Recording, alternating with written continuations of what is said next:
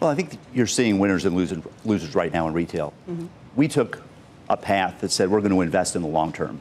And several years ago, we decided we're going to invest in our stores, invest in our brands, invest in our team, and invest in new fulfillment capabilities. And those are starting to mature. They're now at scale. And you're seeing the reaction from the consumer and our guest.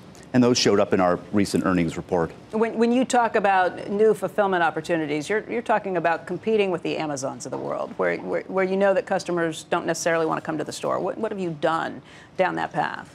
Well, Becky, we're really focused on probably three big areas. One, we want to make sure we provide a great experience that's really inspiring when you're in our stores. So that's why we're remodeling, opening up new stores like we did here in Herald Square, offering new brands to our guests. We also want to make sure it's really convenient and easy to shop. So allowing you to now drive into our parking lots, and within a couple of minutes, I put that order right in your trunk.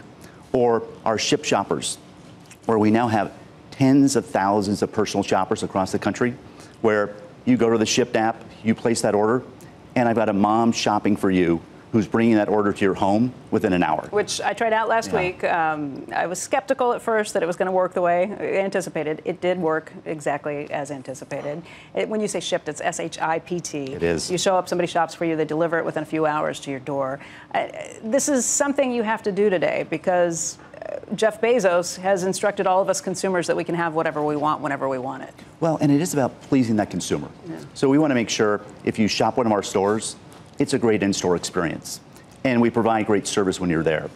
If you need convenience and ease, well, we're in every neighborhood in America.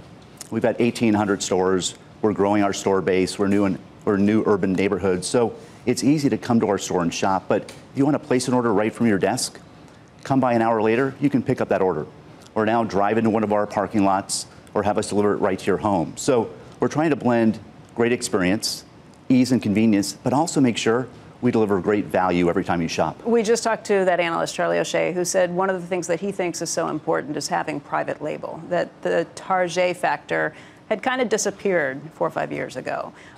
What do you do to try and bring unique brands into store? What have you done in terms of the investments on that? Well, we've listened to the consumer. We understand what our guest is looking for. But one of our core capabilities has been our design and development team that has for years done a terrific job of bringing unique brands to our assortment. Well, they've done in the last couple of years extraordinary work. And we keep introducing great new brands that are unique to Target, that are differentiated.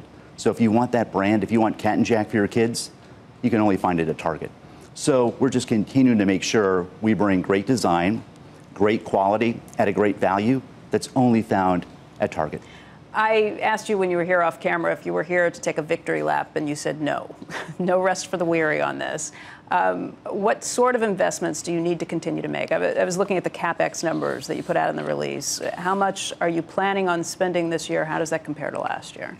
We'll spend about $3.5 billion, and we'll do that again for the next couple of years. So while we feel great about today's results, and they're the best we've delivered since 2005, we're still in the early stages of rolling out our strategy. So I expect next year we'll remodel more stores, another 300 stores. We'll open up new great urban stores and on more college campuses. We'll introduce new exciting brands. Our fulfillment offerings will continue to mature. So next year you'll see even more of what we've delivered this year. And that'll continue into 2020 and beyond. $3.5 billion that you spend this year, how much did you spend last year on CapEx? About $3 billion. Okay. So we've increased that. And about 2/3 of that is focused on our stores. Remodeling our stores, we'll remodel about 300 stores this year. We'll continue that pace for the next couple of years.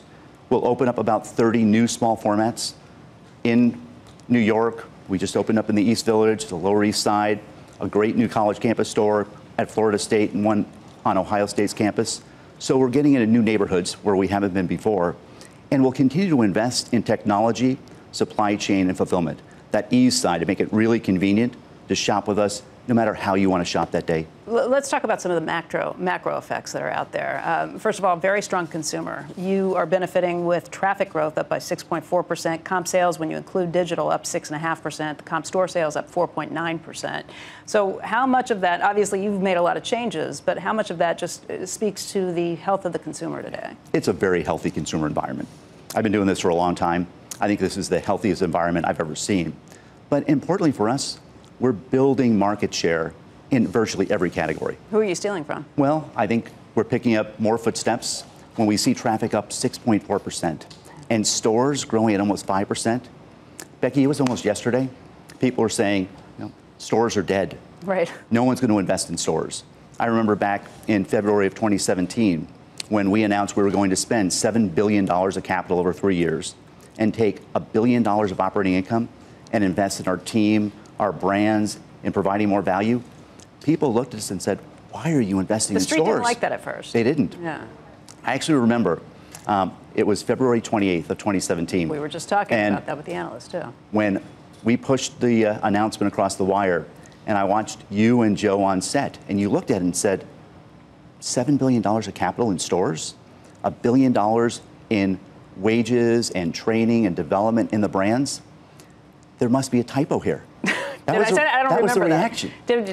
What was our reaction? Did we trash it at the time, or did we think it was a good idea? The big question was, why is Target investing in stores? Yeah. And after that release, I had to walk across the street and talk to our investors and explain to them that we were investing in the long term, in the health of our business. And not just for the next 3 years, but to make sure this iconic brand, Target, is here 30 years from now. And now we're starting to see the results of that long-term vision, committing to the importance of stores, fulfillment, our brands, but most importantly, investing in our team. So does this buy you room with investors or credibility with investors to say, now we're going to spend even more and you should be okay with that? You think that buys you the street cred to do it? Well, we're very focused on making sure we get the right return on that invested capital. And as you saw in the release, we're seeing returns of over 14%. Right. So those projects we're investing in are providing the right return for our shareholder. And I think as you saw with our EPS this quarter, it grew almost 20%. So we're seeing a great consumer response, unprecedented traffic. As we go back and look, we've never seen traffic growth like this. Right. But stores are driving growth again, digital up 41%, the brands are connecting with our guests. So all of those investments are starting to work hand in hand. Who do you think about when you think about your competitors? I mean, obviously it's a big world, a lot of players out there. Who would be in your top 2 or 3? Yeah. Well, we have such a unique business. We've got this multi-category portfolio. So I've got a big beauty business. I've got a big apparel business. I'm big in home. We've got a huge household essential business. We're in food and beverage. So we compete with everyone. So we've got to be on the top of our game. But come on, it's Walmart and Amazon, right? Well, those are 2 big players. I think about them every single day. And we measure ourselves against their performance. So we're fighting for those trips, we're fighting for those footsteps, we're fighting for the clicks. And right now, I think we're starting to build momentum. How are you positioned for the holidays? Because you are also raising your guidance for the second half of the year. What are you thinking based at this point? What do you see? And how do you get to those higher numbers? Well, you saw our forecast for the back end of the year. And we said we're going to deliver the same kind of comp growth in the back half that we did in the first half. So we're expecting a very strong holiday season. We're very well prepared. We think our stores are going to look great. We're investing in our team. We're going to have great brands, great partnerships as we go into the holiday season. And we'll have those suite of fulfillment capabilities to make it really easy for consumers, our guests, to shop our stores. Does that mean you're stocking up with lots of inventory? You are expecting this to be a real bumper year for the holidays? We're certainly going to be prepared. We're investing particularly in categories like toys and baby, where we know we've got this big opportunity in front of us. Because of Toys R Us bankruptcy. With TRU going away, with Babies R Us going away, we've got to make sure we're taking more than our fair share of that market share, and that's going to drive even more trips to our stores in the back half. Let's talk a little bit about trade and tariffs, because if there's anything that may concern people trying to figure out how to deal with these issues, tariffs would be a big deal for you. Would that mean price increases automatically on a lot of your goods? Well, we think about this all the time.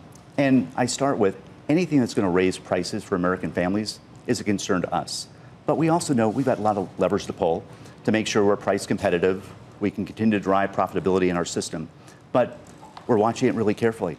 And we certainly want to make sure it doesn't impact the vitality we're seeing in the U.S. economy today. What would it mean if the $500 billion on trade that we have with China, all the things that we import from them, if we were to slap a tariff on all of that, what would that mean for your bottom line and for prices in your store? We think it's still very manageable for us.